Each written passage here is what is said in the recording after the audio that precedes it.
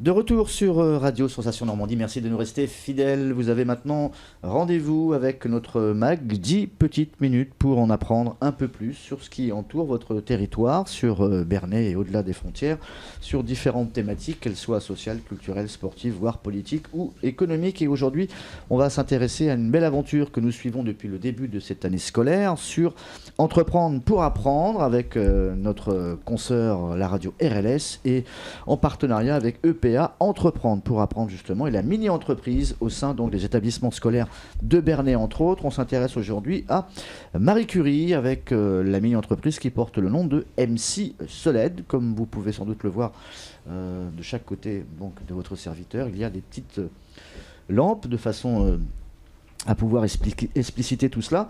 Elles sont circulaires, elles ont été construites il y a de cela quelques semaines. On en avait parlé déjà avec une précédente mouture de cette première session. MC Soled, on fait des lampes pour essayer de les vendre à la fin de l'année. C'est le but du jeu de l'entreprise. Aujourd'hui, nous avons à notre table Mathilde et Léonie. Léonie ? Mathilde. Mince.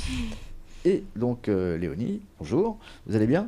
Oui. Cool, tranquille. Et vous représentez le service commercial, c'est ça ? Oui.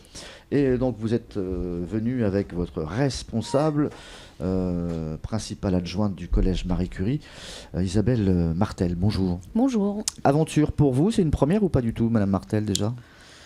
Oui, c'est une première.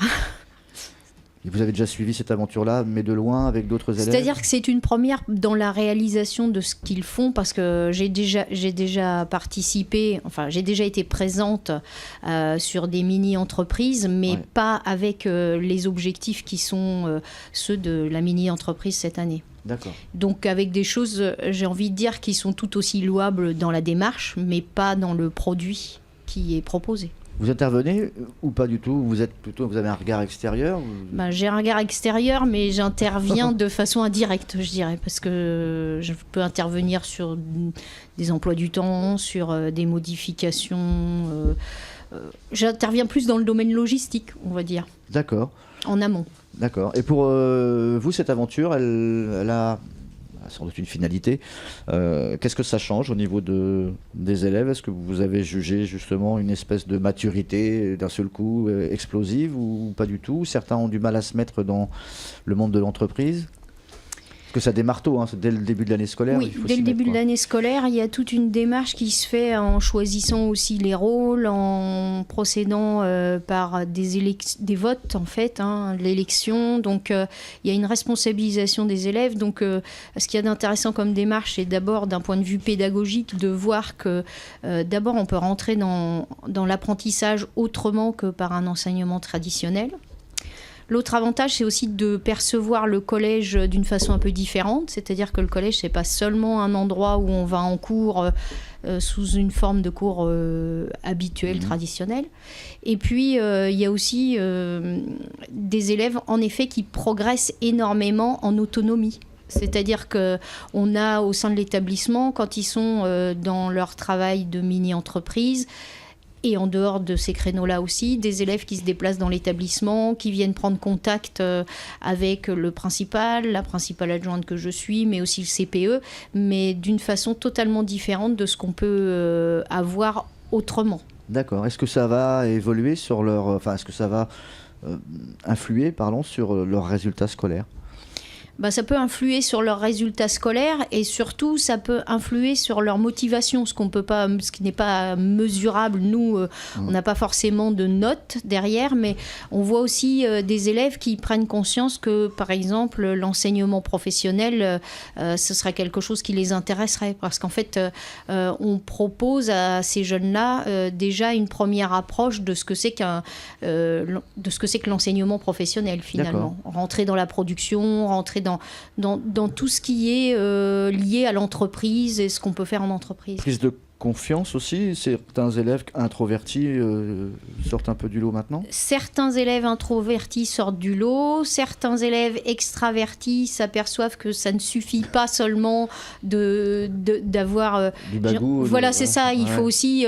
il y a une responsabilité derrière, il faut suivre les choses, et quand on en arrive à des choses beaucoup plus techniques et beaucoup plus précises, ben, on peut pas... Il y a toute une équipe derrière, et quand on loupe, je dirais, ce qu'on avait à faire, eh ben, on entraîne d'autres gens. Et ça, je pense que c'est quelque chose qu'ils ne mesurent pas quand ils sont en classe, parce qu'en classe, ils ont vraiment un travail individuel. Léonie et Mathilde, vous êtes du service commercial, mais vous n'êtes pas que deux. Qui bosse avec vous, en fait? Bertie est aussi une vendeuse du service commercial avec nous. Il y a combien de personnes? 3. 3? Ok. Vos tâches respectives, toi, tu es responsable du service commercial, ça veut dire quoi? Directrice, je gère un peu le service, je sers les tâches et je les aide aussi. Ok. Léonie, commercial, veut dire que tu vas sur le terrain ou tu vas vendre? Non? Oui, c'est toi qui vends? Aussi, oui, je vends et j'aide Mathilde, parce qu'on a des tâches aussi au collège à faire. D'accord. Et vous étiez sur la foire de Rouen? Oui. Vous avez fait quoi? Un stand? Oui, le stand dont Angèle Loiseau avait parlé la dernière fois. Ouais. Comment ça s'est passé alors? Est-ce que vous avez bien vendu ou pas? Vous avez fait quoi? Vous avez distribué des cartes de visite pour qu'on puisse ensuite passer des commandes? Je veux tout savoir. Expliquez-moi. C'était le 16 mars dernier. Oui. Alors, on avait notre stand et les gens passaient et on essayait de les aborder pour qu'on puisse leur expliquer ce qu'on faisait et essayer de les convaincre d'acheter une lampe. Et on a vendu en tout 17 lampes. À la foire? Oui. Donc vous avez explosé le quota. Vous aviez déjà une base prévue au début de l'année pour en vendre à peu près combien? On avait prévu environ 20 lampes, mais pour rentrer en bénéfice, il fallait en vendre 15 et on en a vendu 17. D'accord. Donc là maintenant, est-ce qu'il vous en reste encore à vendre? Oui. Ok, donc vous allez faire des bénéfices alors? Parce que là, c'est ça, le challenge est quasiment obtenu à partir du moment où vous avez pas mal vendu, c'est cool. Ouais. Ok. Comment ça se passe maintenant pour justement le reste de l'année? Qu'est-ce qu'il vous reste à faire là pour cette fin d'année scolaire? Pour l'instant, on doit créer toutes les lampes qui suivent. C'est-à-dire qu'il y en a qui sont ce qu'on appelle en production, oui. C'est ça? Il y en a combien qui doivent encore arriver? Environ une quinzaine. D'accord, qui sont déjà réservés plus ou moins chez la famille, les parents, etc., les amis? Il y a beaucoup de commandes et il en reste encore à vendre. Ok. Et vous avez un partenaire privilégié justement qui vous aide un peu dans cette démarche-là? Oui, Jardiland, et on ira les vendre aussi là-bas. D'accord, c'est quand ça va se passer? Le mercredi après les vacances scolaires, sauf que c'est en visite libre. Qu'est-ce que vous avez fait de principalement difficile pour vous? Le plus difficile dans la mini-entreprise, ça a été quoi lorsque vous êtes arrivé justement dans cette aventure?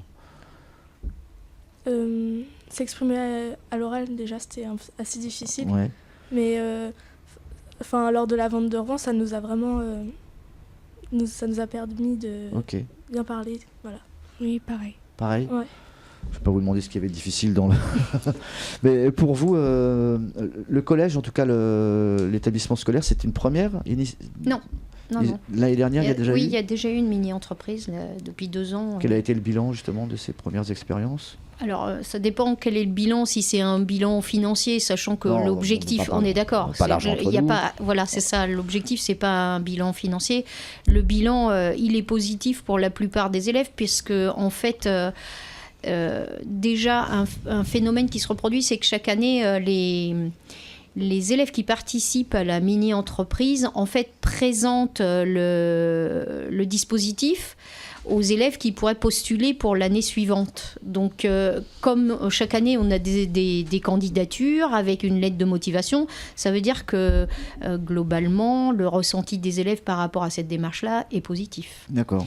Et puis après, je dirais au cas par cas, c'est un petit peu compliqué à voir, suivant les élèves et suivant les investissements, l'investissement dont ils ont fait preuve, ça va être un peu différent. Mais globalement, la démarche est positive. motive. On a des élèves qui sont là, qui s'investissent, qui veulent faire les choses. Et puis, comme vous l'ont dit précédemment, les 2 jeunes filles, il y a des choses qu'on ne peut pas quantifier, mais qu'ils ont appris. Et nous, on ne peut pas vous dire là, on les voit changer. Mais c'est compliqué de faire un bilan vraiment chiffré, je dirais. Il me restait une petite question, on va essayer de la raccourcir parce qu'on me fait signe. Vous êtes obligé de faire votre autocritique. Qu'est-ce qui manque dans le collège pour que ça aille mieux au niveau de la mini-entreprise, au niveau des moyens techniques, financiers, etc. Surtout les moyens techniques, parce qu'on est très limité, on n'a pas de comment dirais-je. Là, on travaille avec le collège du hameau qui, eux, ils ont la chance d'avoir un atelier. Nous, on n'a pas du tout d'atelier. Donc, en fait, on est limité dans ce qu'on peut proposer. Parce qu'on n'a pas de lieu pour créer quelque chose nous-mêmes. Ça sera à réfléchir. C'est plutôt des assemblages. Peut-être. Il faut demander à qui? Au rectorat ou non? Oui, c'est un peu compliqué parce que nous, on n'a pas de section de SECPA comme le hameau, donc on n'a pas d'atelier. D'accord. Donc voilà, mais après... Vous me disiez tout à l'heure en introduction, avant qu'on démarre, et ça sera juste pour terminer, qu'on pouvait également retrouver tout le travail des élèves sur un site qui fait partie de l'établissement, c'est ça? Alors en fait, vous m'avez posé la question d'un site internet et je vous ai dit non, le site internet, on n'en a pas fait parce que en fait, au niveau du département, on est doté dans les établissements scolaires, dans les collèges, d'un espace numérique de travail. D'accord. Donc qui a une page d'accueil qui est libre à tout le monde. Et on n'a pas voulu multiplier les supports. Voilà. Très bien. Merci d'avoir accepté notre invitation, mesdemoiselles, madame. On vous retrouve très bientôt pour la suite de l'aventure de M6 Soleil d'Entreprendre pour Apprendre. Émission donc, on vous le rappelle, en partenariat avec notre consoeur RLS et Entreprendre pour Apprendre EPA.